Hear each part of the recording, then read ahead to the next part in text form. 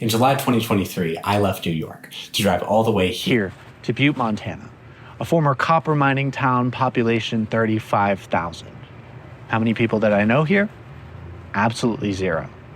All told, I decided to travel the country for something like 3 months. I had no idea when I was going to finish the trip when I started it. I ended up going from Indiana to Idaho and from New Mexico to North Carolina. I saw Glacier and Yellowstone national parks and national monuments. I stayed with friends and cousins. I pet dogs and alpacas and watched TV with Airbnb hosts. I probably traveled over 7,000 miles in my Toyota Corolla, something like that. But I ended up spending a whole month there in Butte, home of thousands of miles of abandoned copper mines and a massive Superfund site. Why? Well, the story I've been telling people is that in July, my lease in New York with a really bad landlord wrapped up. And because I have a job where I can work remotely, I said, screw it. When else am I going to be able to drop everything and drive and live somewhere totally on my own? And for some reason, I wanted a place as different from both New York City and my hometown in PA as possible. Maybe it was deprivation of my opportunity to study abroad because of the pandemic, my frustration with the raw parts of the city I had been living in. I recorded that my last day in Butte. For that version of me, tomorrow I would be continuing on to tour more of the country, see more of the sights, have more of the experiences. But that day I had to rationalize to myself why I had put myself in a position not many people in my situation go out and replicate. It's not every day a Pennsylvanian turned New Yorker goes out to spend a month in Butte, Montana, or as they say there, Butte, America. So why did I head all the way out there? We'll get to it. But I've got to warn you, I buried the lead on this one. We're going to talk about the NYPD, the allure of rural life, the call of wild spaces, the idea of a home, and how it changes, and how people think about places. And to do that, we're going to start in a place I didn't stay, Bozeman, Montana.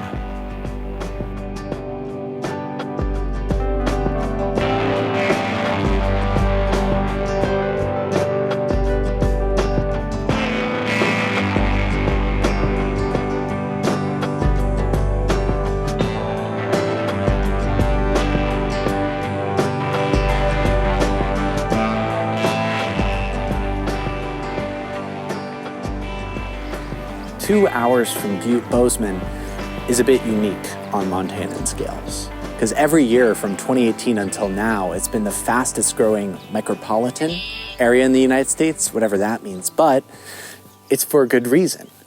2 hours drive from Yellowstone with hiking and scenic views in every direction in a valley a mile high between the Bridger and Gallatin mountain ranges. They have public transit, rental scooters, Montana State University, a new bookstore, a used bookstore, bars with trivia and trendy coffee shops, big fancy new hotels, and a Lululemon. Housing prices in Bozeman have increased 250% per square foot since the start of the pandemic. So now, the median price for a single-family home is $943,000. At its peak, per square foot, a house here in Bozeman was the same price as Brooklyn, New York. The high cost of living in Bozeman and low housing availability has driven many people in town to live in campers on the streets of Bozeman like the one behind me. Why? Well, pandemic-era transplants from California and Washington State and other places where people have jobs that they can work remotely thought that this would be the next cool and trendy place to settle in. And as a result, the locals have vented frequently that longtime residents are getting priced out by people who can afford to put down money for a house in cash and start their new dream life out here in Big Sky Country. Trends like these are common across the United States. Austin and San Francisco are classic examples. But with all the ink spilled about changes in those cities, similar trends in smaller towns had largely gone under the radar. Trends in places like Bozeman. As Maggie Slepian points out in Outside Online, this manifests in recent media like the TV show Yellowstone. Its characters, longtime Montana ranchers, try and save their land from wealthy coastal developers. What's a transplant? It's a person who moves to a place And then they try to make that place just like the place they left.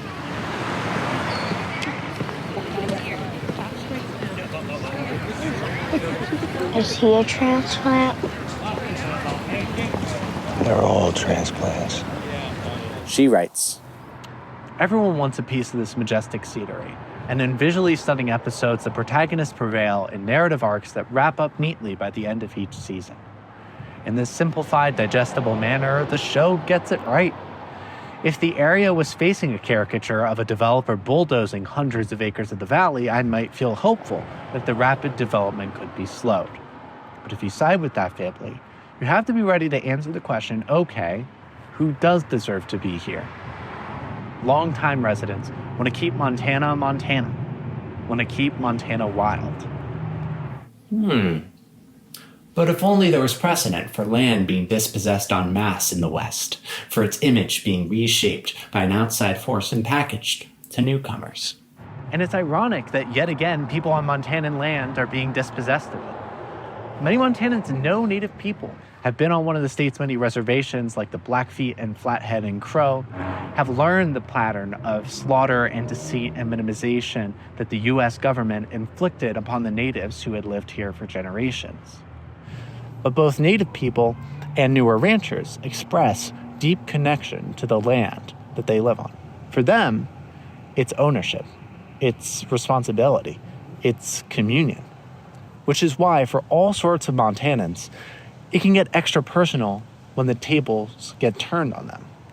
It can be uniquely heartbreaking, strangers coming to land you've occupied for generations and taking it and changing it and calling it their own. Montanans feel like they are from here, that they worked and earned that place here, that somebody can't barge in and buy their way into it.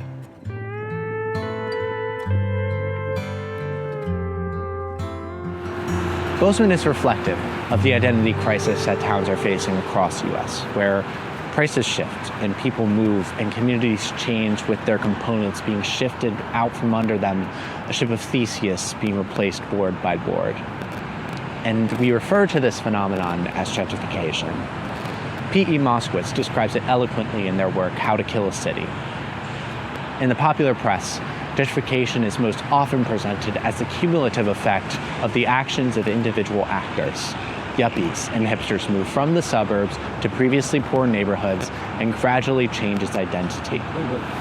But gentrification is bigger than that. It's a purposeful act, not just a trend. And so it needs a definition that recognizes the actors and actions behind it.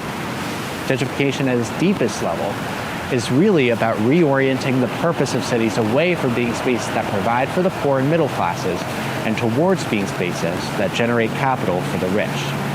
That's to say, longtime residents getting priced out of homes their families have lived in for decades is just one of the many effects of gentrification. Cascading effects hurt plenty of real people, but the mechanisms that cause that are firmly in the hands of the more powerful. For instance, Moskowitz describes how most development in Detroit, public services, public transit, housing, and offices, is, for a variety of reasons, occurring in a single neighborhood, Midtown. Longtime Detroiters felt excluded from those developments, and officials who led those believed that investment from wealthy newcomers was the only way to balance their budget and save their city. In the same vein as what Moskowitz was talking about, one of the key things that can exacerbate gentrification is how specifically city governments invest in attracting wealthy newcomers. A few months ago, Philosophy Tube put out a great video called Why We Can't Build Better Cities, where she dives deep into the sort of branding and advertising campaigns that cities run to make homes in their municipalities as attractive as Jordan's or a Toyota, at least for those who can afford to pay their property taxes. She is phenomenal, so that video is well worth a watch. But the key thing that makes those efforts even more misguided at best, or insidious at worst, is that most residents never see those governmental officials and developers as responsible for those changes. Instead, the problem presents in the neighborhood, on the block. Despite how it may look, and despite how it may feel, gentrification is not ultimately about old versus new. It is people trying to live versus people trying to make money.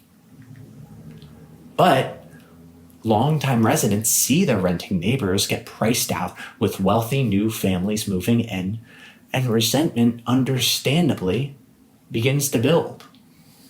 This kind of struggle is a common one in cities and towns that feel like they need to or just want to make these changes. And it takes us back to Bozeman.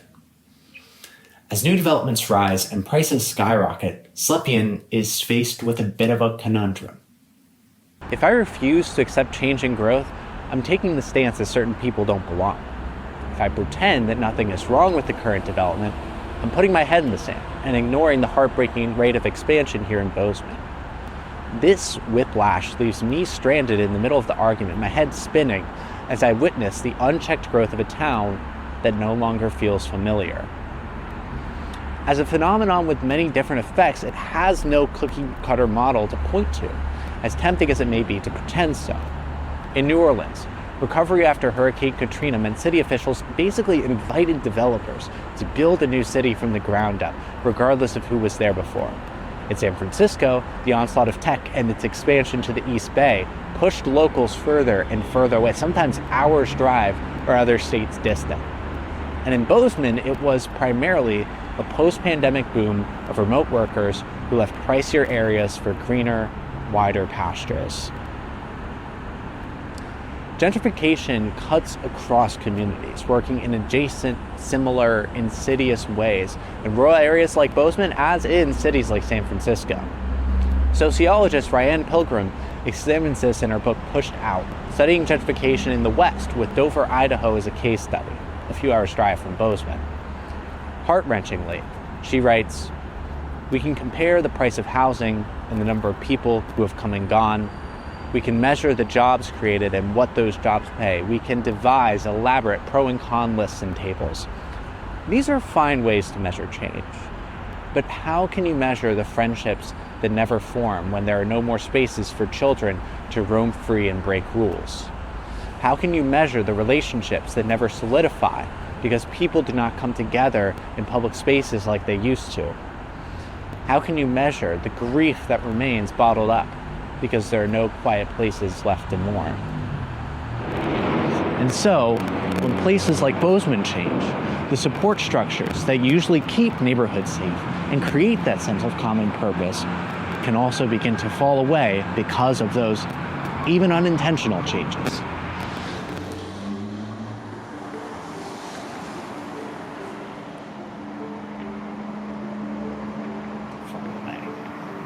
Like we saw in Bozeman and Dover, places can change beyond just the ways that are easy to quantify and see.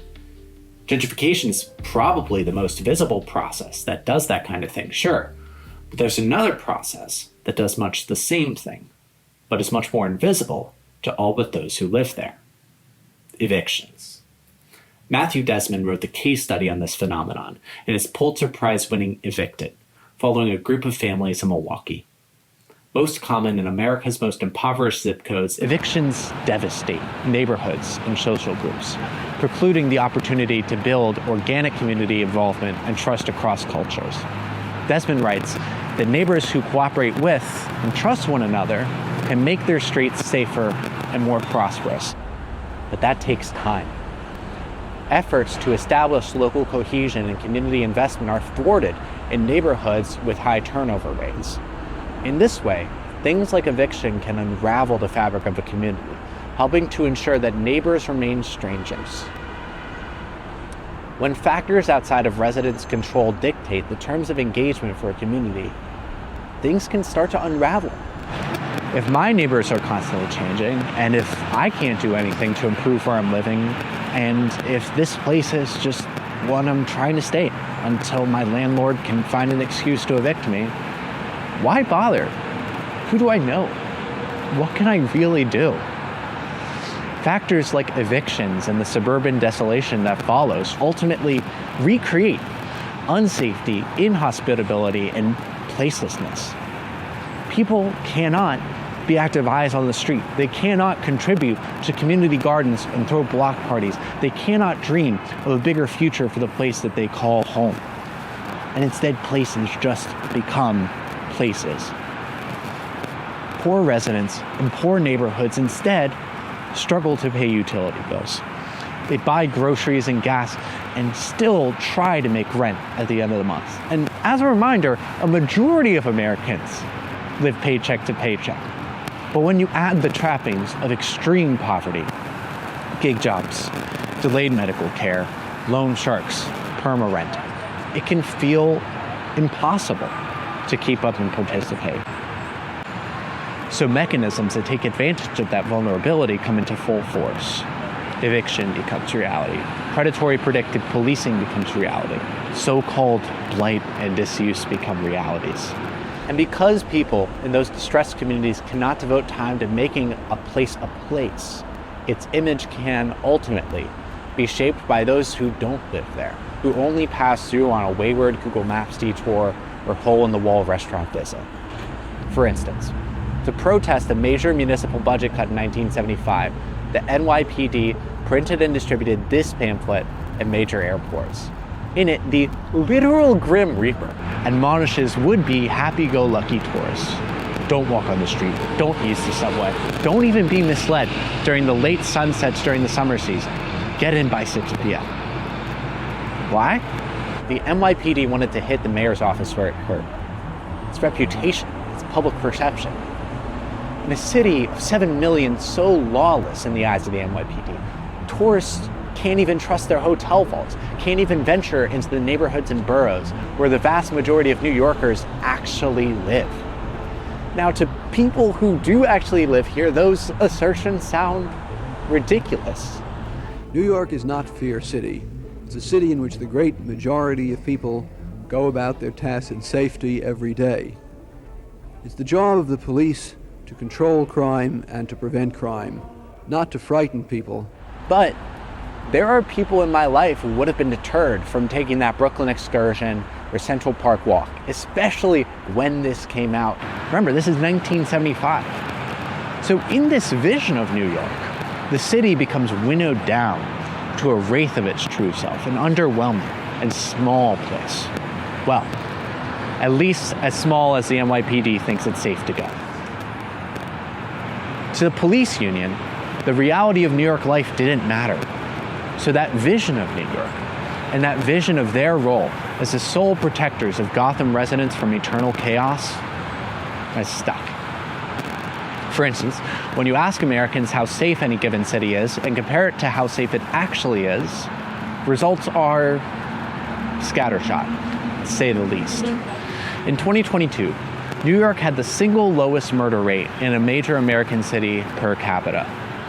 Let that sink in. In a city of about 8 million, where one borough of 5 is the size of Philadelphia, it has the lowest murder rate. While New Orleans has a murder rate over 12 times that of New York, 1/3 more Americans would say that New Orleans is safe compared to saying the same about New York. And it's worth noting, figures are similar for other categories, but there's a lot more to read about the whole field of crime statistics and everything that's wrong with it. Kevin Lieber did a great series about it a while back, and it's worth a watch, but the point still stands. When family was planning to visit me here in Brooklyn, they constantly inquired about the safety, fearful of the depictions of violent crime shared through predominantly conservative, sensational media. Now, I don't blame them, and it really is just an expression of care because, how else would they know what New York is really like?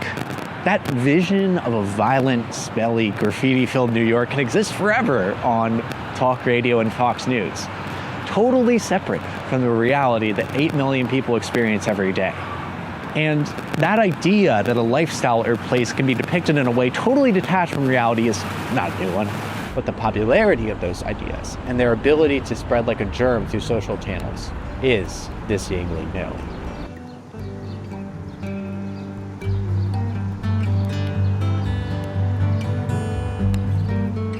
We all know about van life, right? This phenomenon that took off in 2017, predominantly on YouTube, where in essence, middle or upper income people will ditch their home and move into a tricked out vehicle to travel the country, right? Realize their digital nomad dreams. And often these are either custom built by the owner or tricked out for somewhere in between the price of a van and the price of a home. And oftentimes these are depicted through videos showing a van camped on a cliffside or in a desert with a picnic spread out and sort of the relaxing views with the overpowering music, advertising. Oh, this can be a lifestyle. But there are a lot of cons to a lifestyle like this. For instance, like the worst fear of a van lifer is generally that dreaded 3 a.m. knock, who could come from anyone. It could be a neighbor just checking in to see whether all's well, or it could be a cop who's already trespassed you and your vehicle. Finding a safe, private place to sleep can be what a van lifer thinks about all day. If you can't find a campground or a truck stop, a Walmart or a grocery store might let you stay there depending on the location. You can't really know. So for that reason, a lot of van lifers have resorted to a stealth setup to allow you to park in residential neighborhoods. Basically van life in a normal car or an SUV. That's to say, literally just reinventing sleeping in your car, but with a few accoutrements to make it more palatable for a voluntary long-term setup. Trust me, I don't want to minimize the freedom that comes with being able to live anywhere.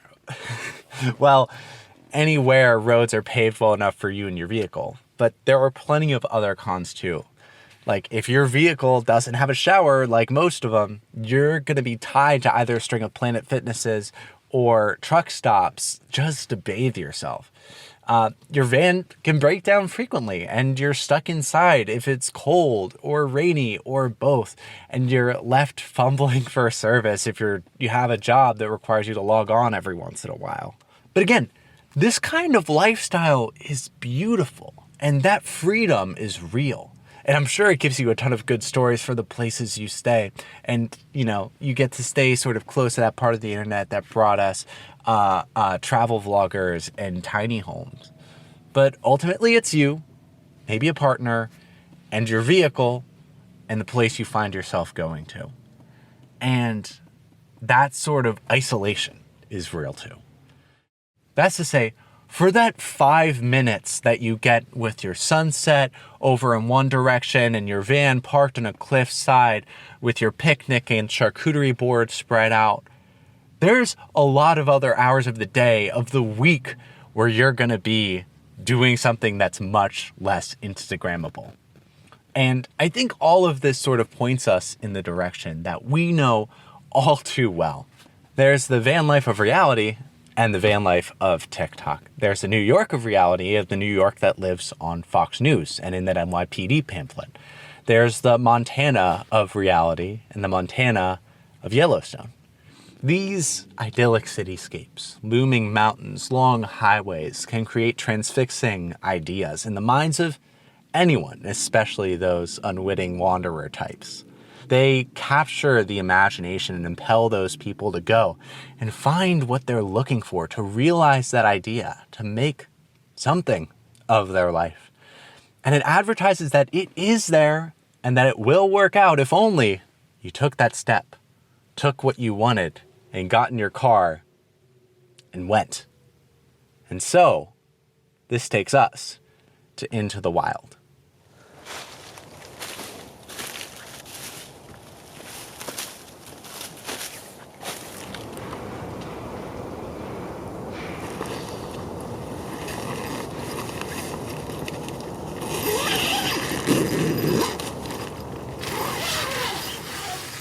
If you're fortunate enough to have not heard of this story, Into the Wild is a Jon Krakauer book turned aughts movie about a college graduate who burns his savings, Irish goodbyes his friends and family, and ventures into an aesthetic lifestyle, hitchhiking and foraging in nature alone by design. The book was required reading for a college course I had entitled How to Be Alone. It was a religious studies course focusing on solitude and loneliness in a variety of religious traditions. And when I saw Into the Wild on the syllabus for the course, I was ecstatic because I already knew the story, having read it a few times before I graduated into high school. Its plot was well worn into my brain as chipper protagonist Chris McCandless donated his savings and relied on the kinship of strangers to survive for 3 long years, traveling through the North American West. He got lost in rural Mexican irrigation systems. He lost his car in a flash flood. He worked a variety of shitty jobs, including literally cleaning muck from the bottom of a silo in South Dakota. He hiked and worked and chatted and read and wrote extensively in a journal, the source of much for what we know today about that chapter of his life, culminating by arriving at a small camp in Alaska. There, he lived in squalor, he barely ate, and nearly died several times until actually dying. Chris was alone, trapped, starved, 67 pounds, when a hunter finds him dead in the sleeping bag his mom sewed for him. And yet, through every conversation he had in the months before his death, he makes abundantly clear that Alaska was the ultimate and complete reason for this travel. Children can be pretty harsh when it comes to their parents. You planning on seeing yours? I only got one plan, Rainey. That would be Alaska? Alaska. I'm gonna be all the way out there, all the way fucking out there, just on my own. You know, no fucking watch, no map, no axe, no nothing. Just be out there in it. You know, big mountains, rivers, sky, game, just be out there in it, you know, in the wild. What did he think was waiting for him in Alaska that he was so desperate to find? Chris was criticized much, especially in the months after his death. He poached, he looted, he was sociopathic, he was arrogant, he was a freeloader and a disgrace to the great state of Alaska. A lot of that is true. He expected that all he needed to survive for weeks, months, in the Alaskan bush was a 10-pound bag of rice, a .22 caliber rifle, some old boots, and his desire to be deep out there. Life had otherwise come fairly easily to Chris, raised middle class, son of a space shuttle radar developer in the DC suburbs. Financially, he had never wanted for much, had $25,000 left over in his college fund at the time he graduated. Despite all of this, he outwardly rejects all the trappings of wealth, explicitly at least, as he lives his life. Part of his behavior may have been related to his home life. Corinne McCandless, Chris's sister, ended up writing a book, The Wild Truth, detailing years of parental abuse. It's a story best told by her in that book, so I encourage you to read it. In short, though, there's an argument to be made that this final journey was an escape from that so-called civilized world. One that, in Chris's eyes, rewards his family's outward displays of tranquility and passive comfort, a life that contrasts with the darkness at home Corinne describes. If that is what the traditional world has in store for him, would he really want that? Who would? So he ran. His vision of a domestic, normal life based on how he was raised and what he saw becomes deplorable to Chris.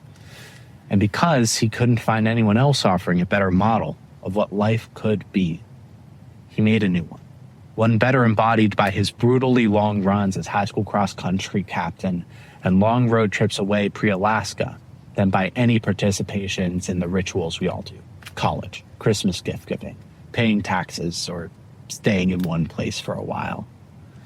His very existence is characterized by taking risks others would reject, eschewing ceremonies others embrace, and still coming out the other end all right. I would wager Chris never really entertains the notion that the natural world wouldn't bend to his will this time, as it had every other time before. After all, he miraculously survived some truly desperate situations time and again. Chris believed that the Odyssey would have to work out because he's the one embarking on it. I think the critics are right, but I would argue that Chris was unable to see the real Alaska, the one that would eventually take his life, because of the fantasy with which he deluded himself. His understanding, his naivete, was the ultimate reason he died. So many people tried to pull Chris away from the things that would kill him to give him supplies and knowledge and proper respect for the world around him. But he didn't learn those things, couldn't learn those things, obfuscated by an ideology of self-reliance and idealistic natural grandeur. So Chris's idealization of Alaska reveals that fundamental misbelief behind his journey. After all, what was the reason he obsessed so much over his arrival to Alaska? Primarily, he expected that mythic North would change him once he came and set him with some new wisdom for life.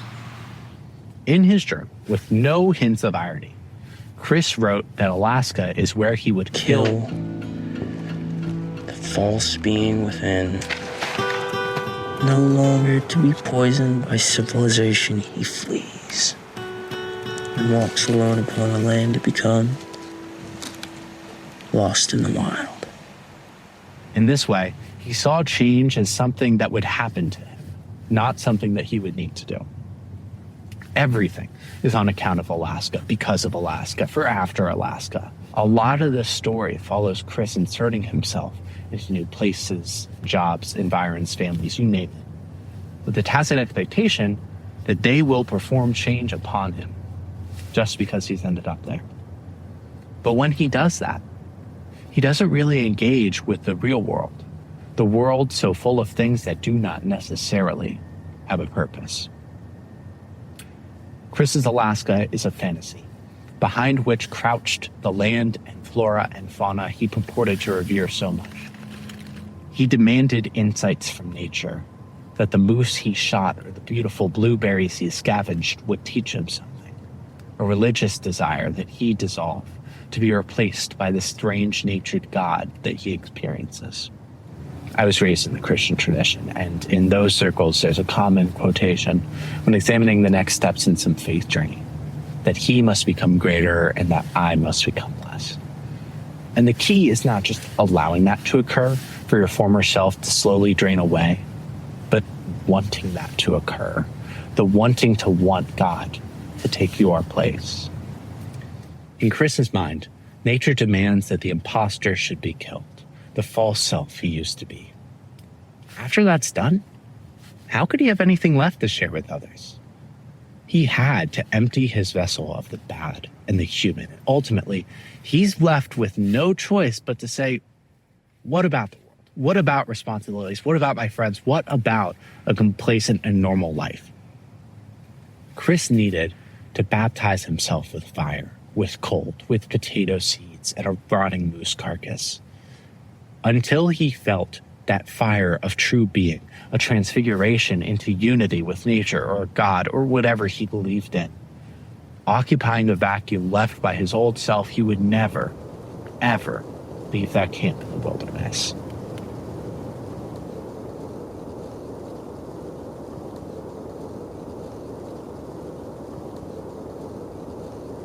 So, to wrap up, this little story man realizes the world doesn't revolve around him. Consciously or not, a lot of people expect that sort of place-based change. Perceptions and culture push and pull, but they're on a sort of different plane compared to reality. And people who get pulled up to that other plane aren't limited to just one kind of person. It can be the tech bros who flock to SF in New York, the granola types to Bozeman and Dover, Chris McCandless en route to Alaska, or people like me to Butte. These people expect that what they live will seamlessly become what they have envisioned, with no ebb, all flow, with neon green grass and hypersaturated blue sky waiting just beyond where their eye can see. But when you remove the plane of fantasy, places are just that. A setting, a backdrop where people try and live and make community and do something worthwhile. I don't think the place is ever solely responsible for that change. Things happen, people meet, jobs start, interests grow. We are a part of our environment, but not the same as it. We don't live vicariously through the bridges and trees, which can, every once in a while, feel like they envelop us. Instead, we see those things, turn over our thoughts, and feel the things they bring to us, the people and ideas they bring, and we begin to move, slowly. But was it ever the place itself?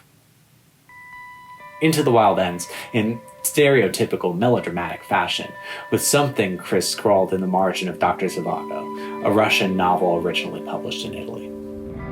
Happiness only real when shared. Is this a renunciation of his gospel of rugged independence, a deathbed conversion to the land of other humans? I don't quite think so. As Krakauer wrote, the note could mean that he was ready perhaps to shed a little of the armor he wore around his heart. And upon returning to civilization, he intended to abandon the life of a solitary vagabond, stop running so hard from intimacy, and become a member of the human community.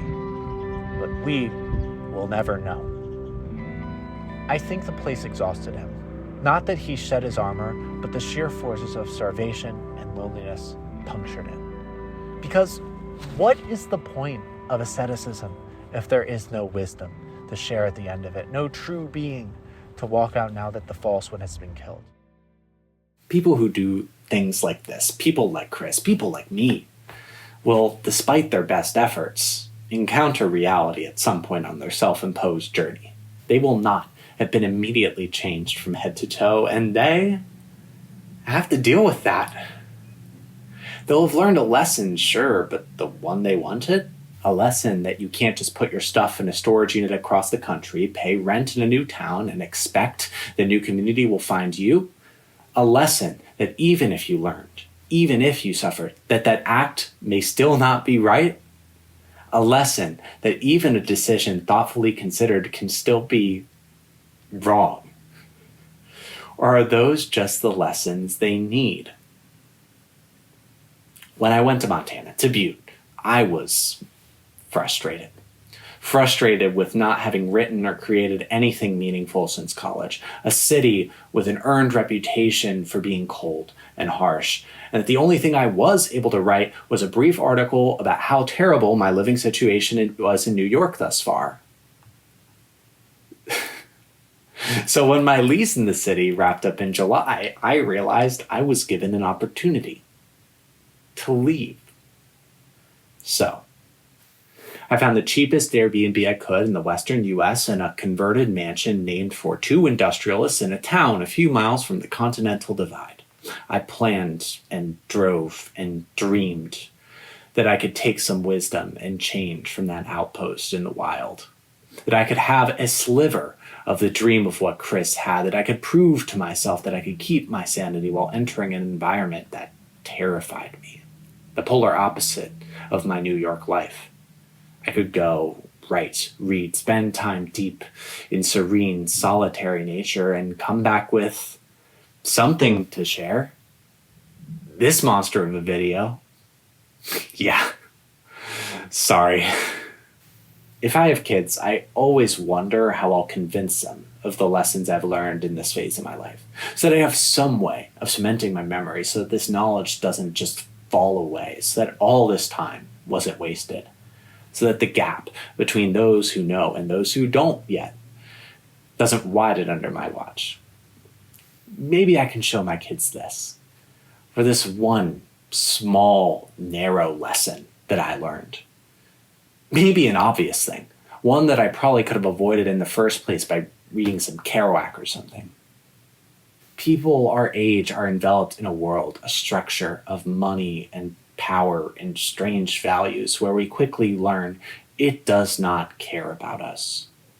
Where Big Sky Country adds new runways to its airport, where new spots open for chats with old friends, where neighborhoods change amid the din of development premised on the promise of something better, where numbers change on some screen somewhere, but it's better to avoid thinking about it, where we witness communities crumble and family radicalize, and yet the line goes up, some comforts stay. The coffee table books and daily affirmations and good news segments tell us it'll all be fine soon. And who are we not to believe them? I mean, I do. Or at least I did. I'm not sure. I expected Butte to wreak some sort of positive change in my life. And when that idea eroded, when I actually began to recognize the real community I was spending time in, I needed another reason to justify to myself this trip out west. So after a week or two in Butte, the answer became clear.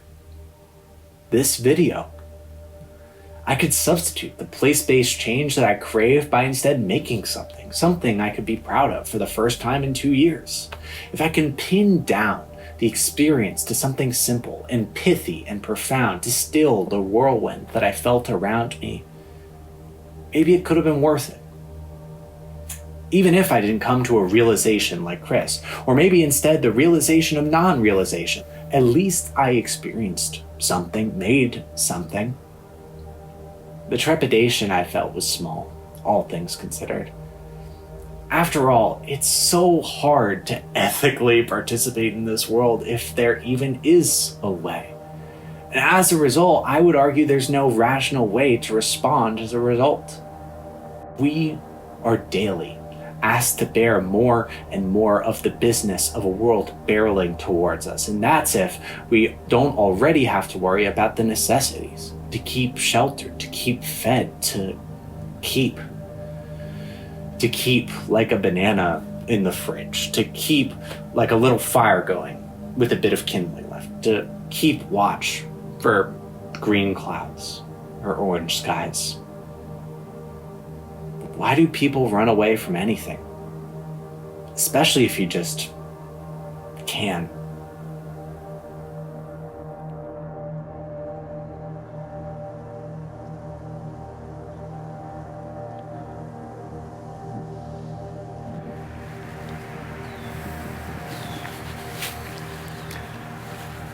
Butte taught me a lot. Not just about its rich Union history or the turquoise toxic waste pit and the town's relationship with the company that caused it, or about the thousands of miles of copper mines a mile underneath the skeletal headframes that dot the town's landscape. Not just about its otherwise normal American community, spurred on with an eclectic history and tourism sector, or about the local specialty called a pasty, an Irish empanada. Its rich international heritage complemented with massive folk and Irish festivals. It is a beautiful, wide, cold place. It lays low, or a mile high, I guess. And it does not condescend. Wildfires around towns like Butte are common in the summer, and a few days a week through August, the skies there will be drowned with haze and campfire-smelling air. On some of the worst days, the smoke will make the orange sky opaque enough to block out the mountains that surround that place. And a few times when this happened, as the densest smoke began to clear around Butte, I saw looming shadows on the horizon and had a moment of, oh, those are the mountains. I came to terms with what that place was in those moments. I finally recognized what was there. Butte deserves its own video, and this one is not it, because Butte did not give me what I bargained for, what I was desperately dreaming of. It gave me itself. A town of 35,000, a Superfund cleanup that's been churning for decades, a place tinged forever by its copper blue history under a transient, translucent haze.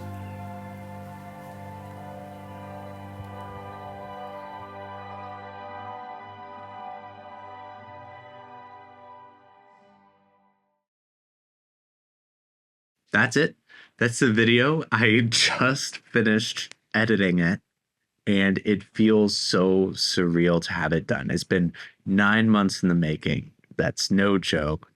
So thank you to everyone who helped me get this to where it is now so that I can finally be done and move on to something else. Specifically, thanks to everyone who watched the video or read the draft and gave me notes to help improve it. Specifically Celia, Ryan, Sylvie, Yanis, Brian, and Wes. Also, thanks to my cousin Joey for letting me stay with him in Bozeman. And also thanks to everyone who showed me like kindness while I was on the trip and in Butte and in Montana. It was a crazy time as evidenced by this crazy video. So everyone I met, I do remember, and I am so appreciative for all the love and care that I felt while out there. Okay, that's it for this video. Have fun in 2 years when I drop the next one.